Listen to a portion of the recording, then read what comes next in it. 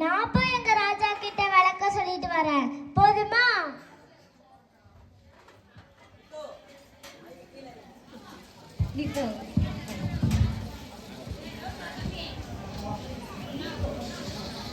வாழ்க மக்கள், வளர்க நாடு.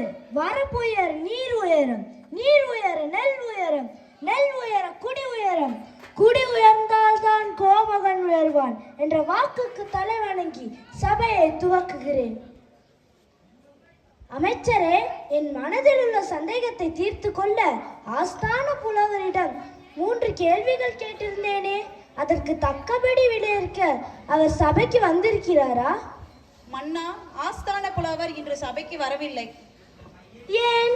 என் வினாக்களுக்கு விடைகளை தேடிக் கொண்டிருக்கிறாரா அல்லது சபைக்கு வராமல் என்னை அவமதிக்கிறாரா? ஒருவேளை உடல் நலம் குறைவாக இருக்கலாமோ? அப்படி இருந்தாலும் சொல்லி அனுப்பியிருக்கலாம் அல்லவா? பிறகு அவர் போக்கிற்கு தாங்கள் கூறும் விளக்கம்? முடிவு நான் கூறுவதற்கு முன்பு புலவரின் பேத்தி என்றொரு சிறுமி தங்களை வேட்டி காண அவர் சார்பில் அரண்மனை வாயிலில் காத்து நிற்கிறார். புலவரின் பேத்தி, அதுவும் சிறுமி, அவர் சார்பில் என்னை காண வந்துள்ளாரா? இது என்ன புரியாத புதிர். சரி, வர சொல். வாழ்க மன்னா, வளர்க உன் ஆட்சி, ஓங்குக உனது புகழ், உயர்க உனது செங்கோல், தலை கட்டும் தர்மம், வாழட்டும் உன் மக்கள், ஜெயிக்கட்டும் உனது நாடு. புலவரின் பேத்தி, பொன்னி என் பெயர். வணக்கம். மீன் கொஞ்சுக்கு நீந்த கட்டு கொடுக்க தேவையில்லை, புலிக்கு பிறந்தது பூனையாவதும் இல்லை. அதே போல் புலவரின் பேத்தியின் பேச்சில் அழகிற்கு பஞ்சமில்லை. கவிஞன் வீட்டு கட்டுத்தறியும் கவி பாடும் என்பார்களே, அப்படி இருக்கும் பொழுது புலவர் பேத்தி பேசுவதா உங்களுக்கு ஆச்சரியமாக இருக்கிறது? இல்லை, அதிசயமாக இருக்கிறது. கண் முன்னே நடப்பது கனவா நனவா என்று கூட சந்தேகம் வருகிறது. சந்தேகம் வேண்டாம், நடக்கும் சம்பவம் கனவு அல்ல, நனவுதான். எங்கு வந்தாய்? தாத்தாவிடம் 3 கேள்விகள் கேட்டிருக்கலாம், அதற்கு தக்கபடி விடையளிக்க நானே வந்திருக்கிறேன். என்ன இது? மேலும் மேலும் வியப்பை உண்டாக்கி கொண்டே இருக்கிறாய். உன் தாத்தாவிடம் நான் கேட்டது பெரும் பிரச்சனை, அதற்கு பதில் தெரியாமல் அவரே திணறிக் கொண்டிருந்தார். இல்லை வேண்டே, இது அத்தனை பெரிய பிரச்சனையும் இல்லை, அவர் வந்து சொல்ல வேண்டிய அவசியமும் இல்லை. சிறு பிரச்சனை, அதனால்தான் நானே வந்திருக்கிறேன். ஒரே வியப்பில் ஆழ்த்துகிறாய் என்னை. அதற்குள் தீட்டி விட வேண்டாம். உங்கள் முதல் கேள்வி என்ன? அதை சபையிலே சொல்லுங்கள். இறைவன் எங்கு இருக்கிறான்? இதுதான் என்னுடைய முதல் கேள்வி. மன்னா, இந்த பொற்கிணத்தில் என்ன இருக்கிறது? இந்த பொற்கிணத்தில் பால் இருக்கிறது. இந்த பாலுக்குள்ளே என்ன இருக்கிறது?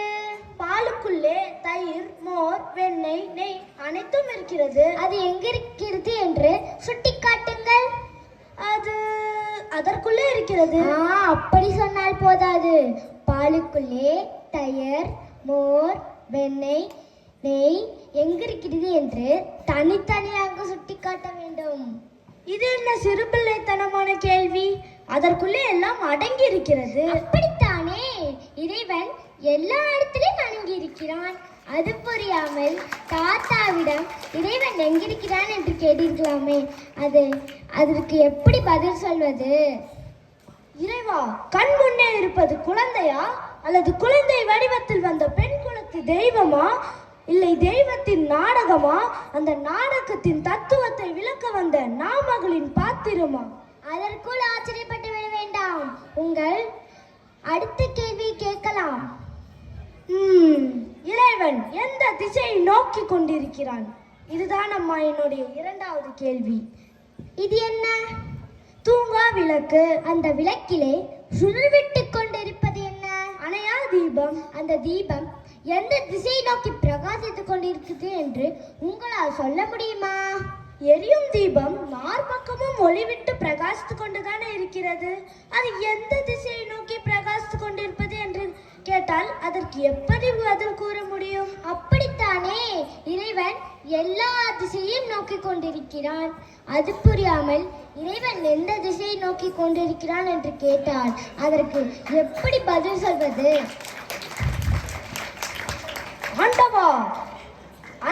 குழந்தையாக்கி குழந்தையை தெய்வமாக்கி கொண்டிருக்கிறாயே. இச்சிறுமியின் உள்ளிருந்து விடைகளை நீயே சொல்வது உண்மையானால் என்னுள்ளிருந்தும் வினாக்களை கேட்பதும் நீதானே. இப்படியும் ஒரு விளையாட்டா? மன்னா, மூன்றாவது கேள்வியும் கேட்டுவிடுங்கள். அதற்பின் ஒரு முடிவுக்கு வரலாம். இல்லை அம்மா, இனி நான் கேள்விகளை கேட்க மாட்டேன். அப்படி சொன்னாதீர்கள். மூன்றாவது கேள்விக்கும் பதில் சொன்னால்தான் எனக்கு உறக்கம் வரும். உண்மைதான்.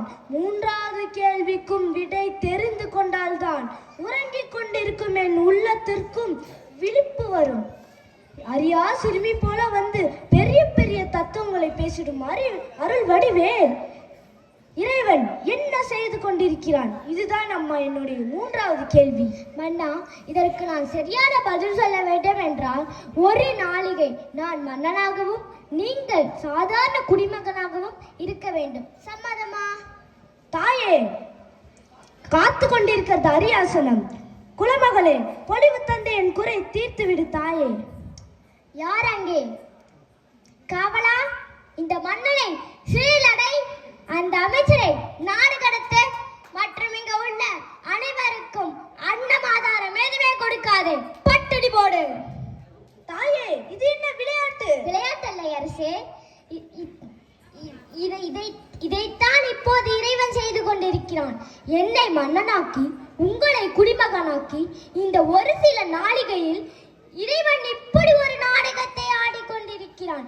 இப்போது புரிந்ததா இறைவன் என்ன செய்து கொண்டிருக்கிறான் என்று?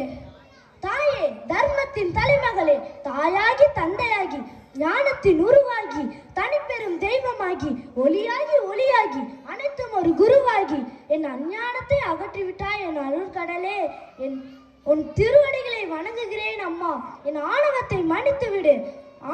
இறைவன் எங்கும் இருக்கிறான், எல்லா இடத்திலும் நிறைந்து இருக்கிறான் என்பதையும் அறியாமல் குழந்தைத்தனமாக கேள்வி கேட்டுவிட்டேன் அம்மா. அதற்கு குழந்தை வடிவத்திலே வந்து என் குறை தீர்த்து விட்டாய் கோமகளே. என் ஆணவத்தை வென்று விட்டாய். இனி ஆண்டவன் தொண்டை பெரும் தொண்டாக மதித்து இரவு பகலுமாக பாடி பணி புரிவதை வேறையாக கொள்வேன். பரம்பொருளே, நோக்குமிடமெங்கும் நீ இன்றி வேல் இல்லை என்பதை நீக்கமற தெரிந்து கொண்டேன். இறைவா, என்னை உன் திருவருட்செல்வனாக மாற்று. நன்றி, வணக்கம்.